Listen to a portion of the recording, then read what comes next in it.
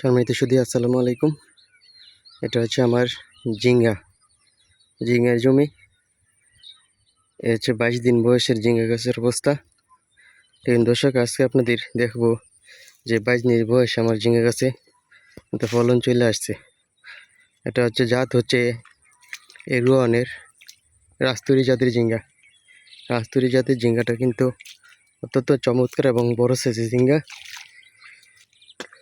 দেখুন দর্শক, ঝিঙ্গা গাছের অবস্থা দেখুন। উপরে কিন্তু মাছা দিতে পারি না, মাছা জালি দিতে পারি নাই। জালগুলো দেওয়ার দরকার ছিল, সময়ের জন্য দিতে পারিনি। লেবার নেই, লোক নাই, একা এত কাজ সামলানো সম্ভব না। এক সপ্তাহ যাবৎ কিন্তু কোনো আমি লোক পাচ্ছি না যে ঝিঙ্গা গাছগুলোতে মাছা দিব, উপর দিয়ে জালি দিব। দর্শক, আপনাদের জানানোর জন্য আসছি যে এগ্রোয়ানের রাস্তুরি ঝিঙ্গাটা কিন্তু আপনার ইচ্ছা করলে করতে পারেন। দর্শক দেখুন কত বড় গাছ হয়ে গেছে। 22 দিন বয়সে গাছের অবস্থা এরকম।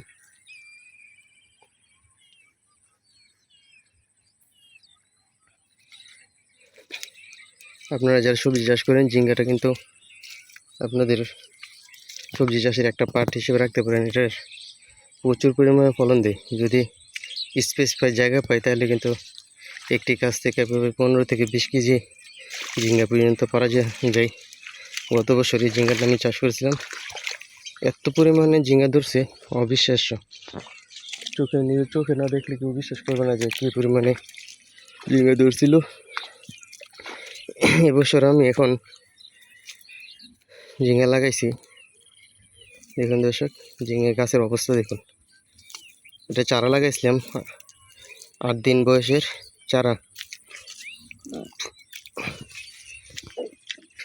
দেখুন দর্শক, এই যে দেখুন গেটে গেটে ঝিঙ্গার করা, এই যে ঝিঙ্গার গুটি চলে আসছে। এই ঝিঙ্গাটা কিন্তু বেশি দিন সময় লাগবে না, আর 4-5 দিন গেলে কিন্তু এই ঝিঙ্গাগুলো কিন্তু হারভেস্টের উপযোগী হয়ে যাবে। গত বছর আমি ঝিঙ্গা লাগানোর 25 দিন বয়সে কিন্তু গাছ থেকে ঝিঙ্গা পারছি। 15 দিন বয়সে চারা লাগাইছিলাম, 25 দিন বয়সে ঝিঙ্গা পারছি।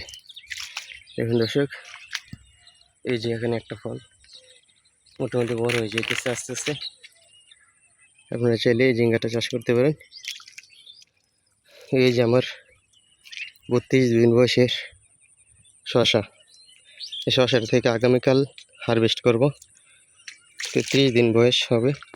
33 দিন বয়সে এখান থেকে কিন্তু শশা হারভেস্ট করবে। শশা হারভেস্টের ভিডিও আপনাদের দেওয়া হবে। ধন্যবাদ সবাইকে। আসসালামু আলাইকুম।